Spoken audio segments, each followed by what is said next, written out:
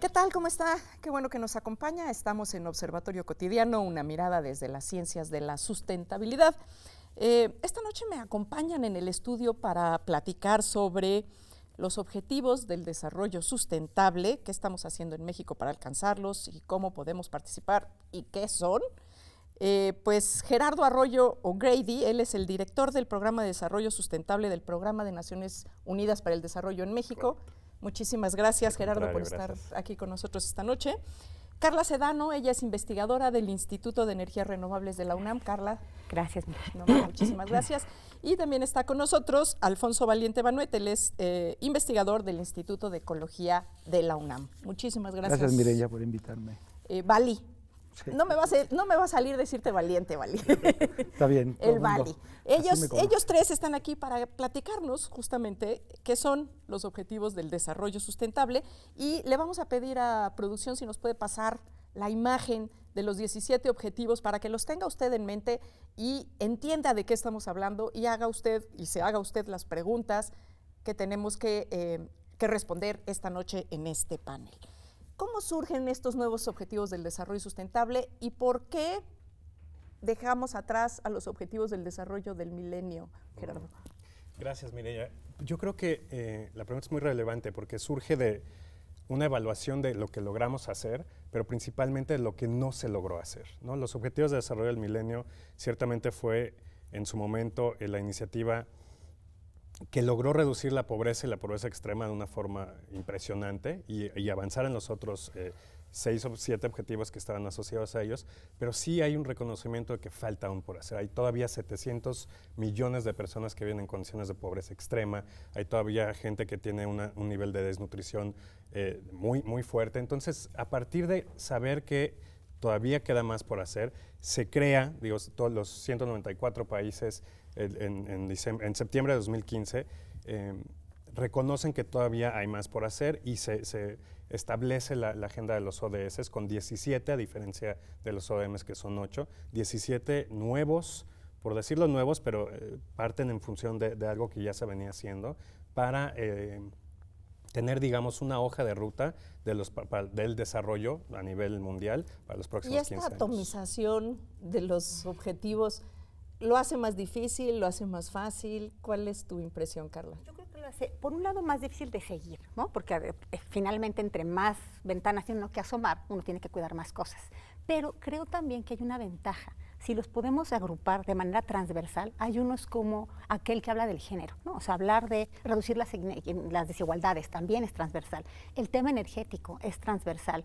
El tener consumo responsable, ¿no? Que tiene además, gráficamente es un infinito porque habla de economía circular, de disminuir temas de consumo. Entonces, de alguna manera, aunque sí es aparentemente más difícil hasta acordarte de 17 que de 8, nada más la memoria a veces no nos da más que para los favoritos de cada quien, ¿no? Sí, incluso, en el ¿no? que estamos ¿Cuáles te trabajando? gustan, ¿no? ¿En cuál trabajas? ¿Cuál te gusta? Pues te acuerdas. Creo que la ventaja es que los puedes amarrar de muchas formas. Justo te puedes encontrar acciones que al mismo tiempo, si los tienes en mente, vas a pegarle a varios.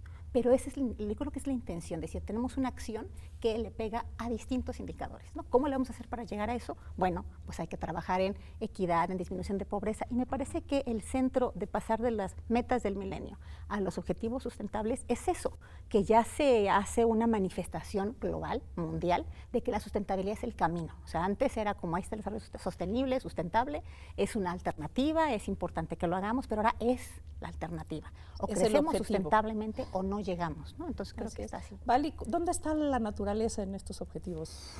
Yo creo que la parte central del desarrollo sustentable es la naturaleza. O sea, todos los recursos naturales de un país son la base de su desarrollo. Si los perdemos, perdemos la capacidad de desarrollo como país. Y bueno, México ocupa, o sea, nos ponemos felices cuando hablamos de esto. México tiene el 4º lugar de biodiversidad mundial en plantas y en mamíferos es uno de los primeros lugares también. Pero también hay que decirlo que es un país de mucha gente pobre, que es otra dimensión de la sustentabilidad. Pero también tenemos todos los tipos climáticos del mundo, ¿no? Y sin embargo, pues yo podría imaginarme un escenario de mucha pobreza si el país estuviera en un desierto en donde la capacidad de producción fuera limitada. Muy pequeña, claro.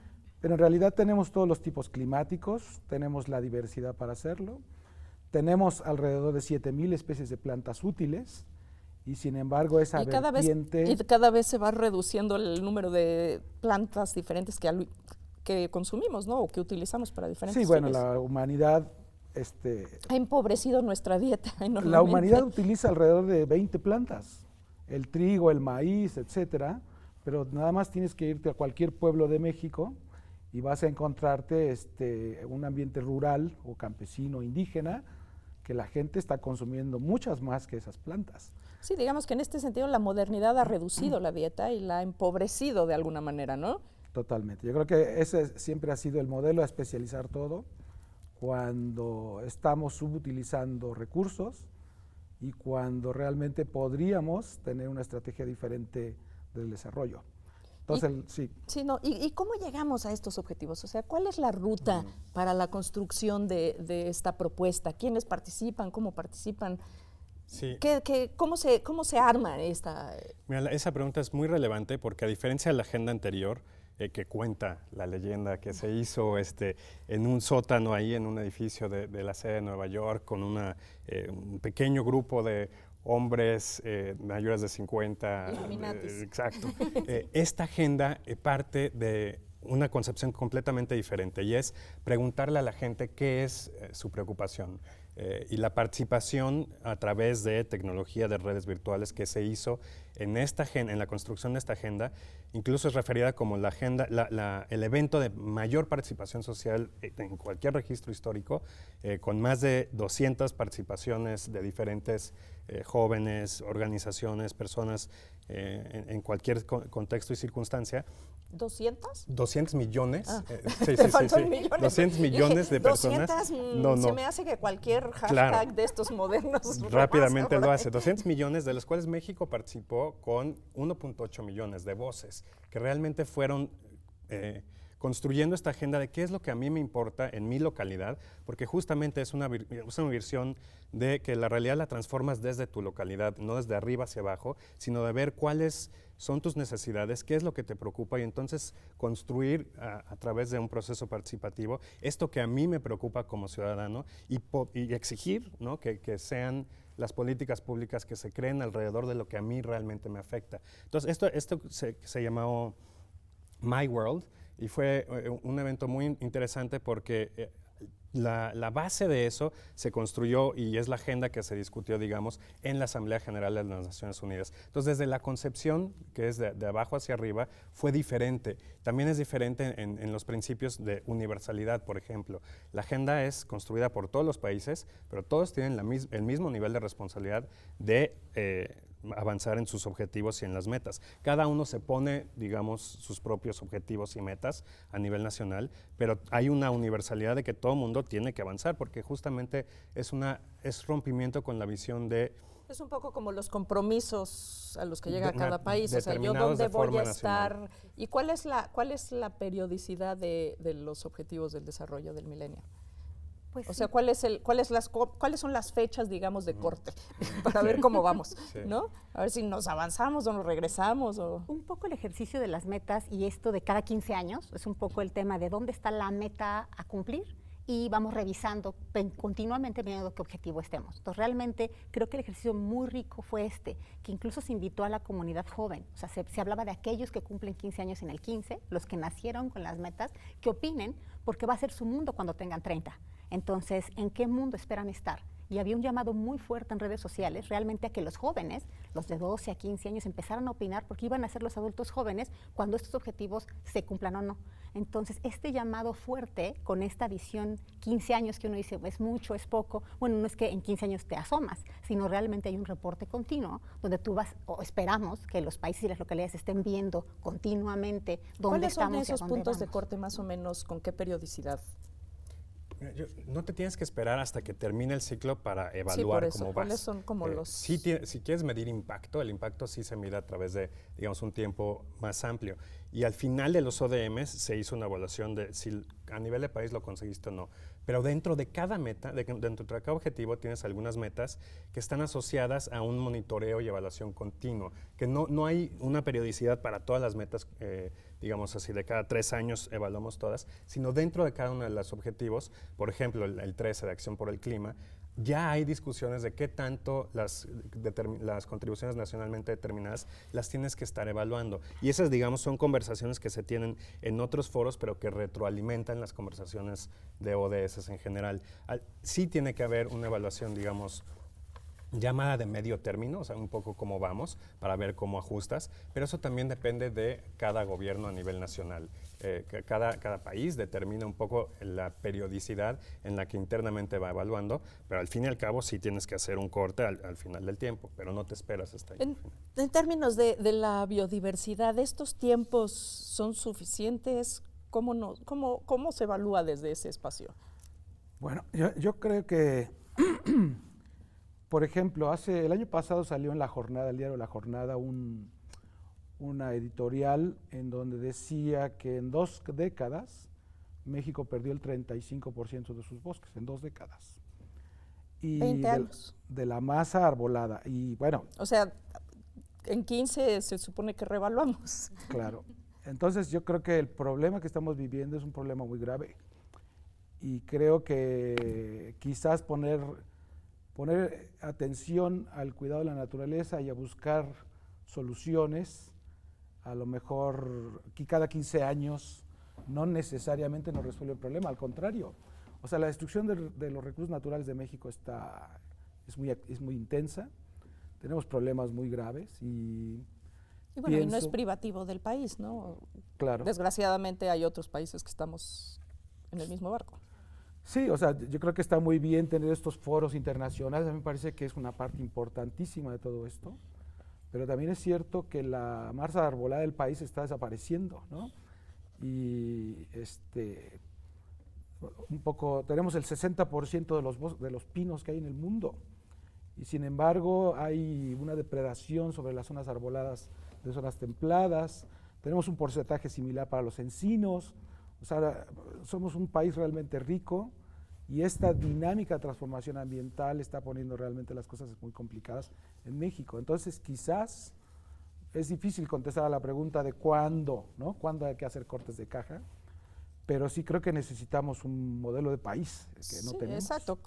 En realidad, más que digamos un corte de caja, necesitaríamos tener una estrategia muy delineada, muy claramente delineada, con cortes relativamente cercanos en el tiempo y metas a mediano y largo plazo que nos permitieran realmente ir construyendo una salida hacia el cumplimiento de los objetivos del desarrollo del milenio. Ustedes no me lo van a creer, pero ya estamos en el corte de la mitad del tiempo y vamos a hacer este corte. No se vaya, regresamos en un segundo con los objetivos del desarrollo sustentable aquí en TV UNAM.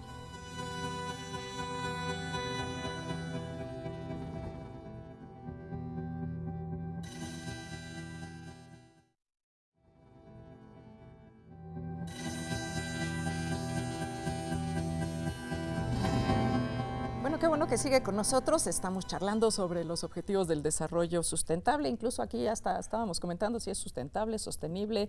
En realidad, llámele como quiera, pero pues lo importante es que entendamos qué son, qué impacto tienen o no en la política pública, que ese es uno de los temas que me gustaría colocar ahora en la mesa, es realmente en México y en otros países, pero particularmente en México, ¿estamos viviendo alguna consecuencia de ser parte de este esfuerzo multinacional, global, internacional? ¿Y cómo se traduce eso en la cotidianidad de las acciones de nuestras instituciones y de la vida de la gente? ¿No? Vale. Bueno, yo quería, ahorita que estábamos hablando, un ejemplo que es muy cercano a la gente. Si uno somos el país que tiene el 4º lugar en diversidad de plantas y, por ejemplo, te vas a cualquier mercado de plantas, porque es una necesidad, bueno, de todo tipo, te vas a cualquier mercado de plantas, nativitas, etcétera, los que hay en Xochimilco, y tú ves que más del 85% de las plantas que se venden para que la gente siembre en sus casas son exóticas. y sin embargo tenemos el cuarto lugar en diversidad de plantas mundial. Entonces eso te dice que hay algo que está impidiendo tener una estrategia de desarrollo nacional, es decir, que nosotros estemos utilizando la diversidad, porque cuando veamos que tiene un enorme valor económico, que eso es lo que a veces a la gente le llama más y es muy más importante para definir políticas. Sí, hemos tenido que traducir todo a pesos y centavos, ¿verdad? Así es, ¿no? Pero digamos que tomando eso a nuestro favor, te das cuenta que nosotros deberíamos de estar produciendo muchas cosas a nivel nacional que no estamos haciendo. Entonces, yo insistiría en decir que esta idea de la biodiversidad, su relación con el desarrollo sostenible o sustentable, que tiene que ver con utilizar la diversidad biológica, que esa es la base material del desarrollo, y mantenerla a través de las generaciones, que eso es lo que queremos hacer, en realidad te das cuenta que no tiene una estrategia nacional, no existe.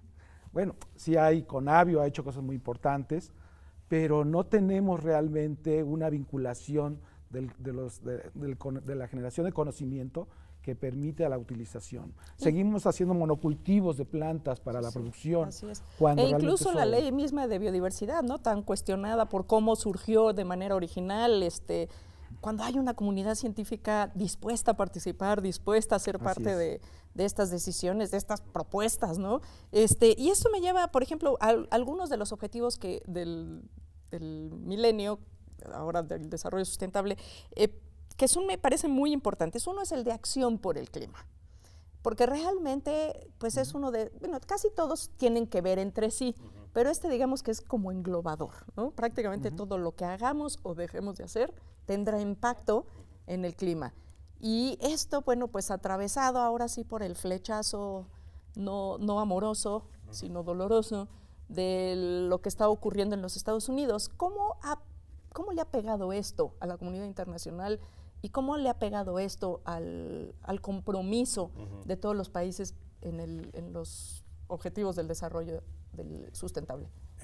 Yo quisiera contestarte esa pregunta porque si bien la construcción de la agenda internacional para el clima no lo hizo un solo país, lo hace una comunidad de países por un periodo de tiempo, ¿no? Llevamos 15 años construyendo esta agenda, no necesariamente la salida de un país significa también que se desmorona.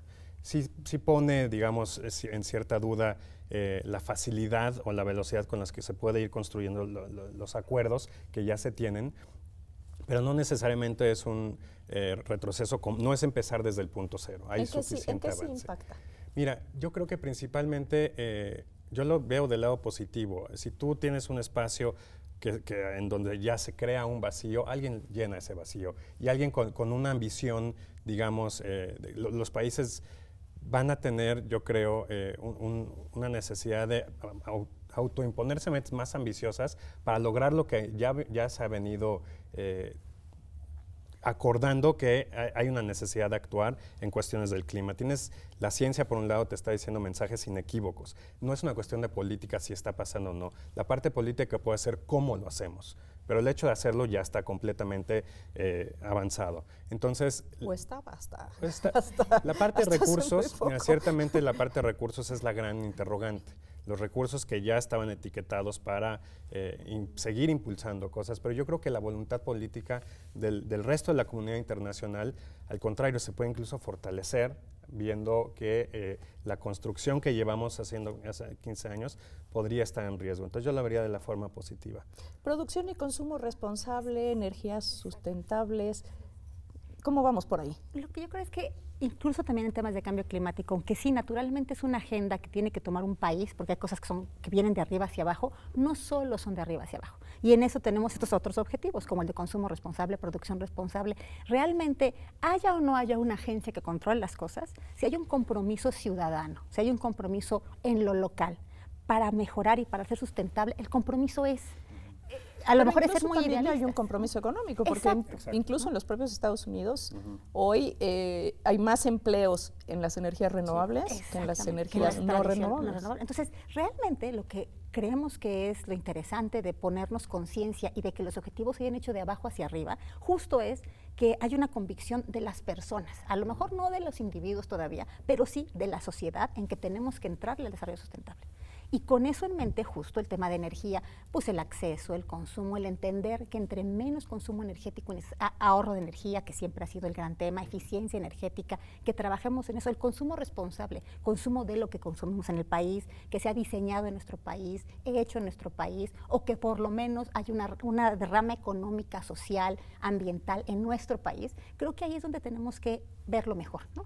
Me parece que es grave, porque es grave que un país decida cerrar, ¿no? Digamos, la ventana a la sustentabilidad, ¿no? Aquí no importa, pero eso es una decisión política que no necesariamente permea a todos los ciudadanos norteamericanos. No, que incluso hay ciudades y estados Exacto, que se están sí. revelando, ¿no? Yo quisiera poner ese punto porque como dice Carla, una cosa es la ciudadanía, pero también hay acción a nivel subnacional, ¿no? El C40, los estados, 40 alcaldes de diferentes ciudades de Estados Unidos que tienen conversaciones con homólogos en otros países, están tomando acción clara y decidida. Entonces no significa que una administración federal va a tener un impacto a lo que se puede hacer a nivel subnacional o incluso a nivel de la ciudadanía, cómo siente y cómo reacciona. Entonces, sí puede ser una política a nivel federal, pero no necesariamente inmediatamente tienes las repercusiones. Sí va a impactar, no quiero minimizarlo, pero hay que enfocarnos donde sí se puede tomar acción.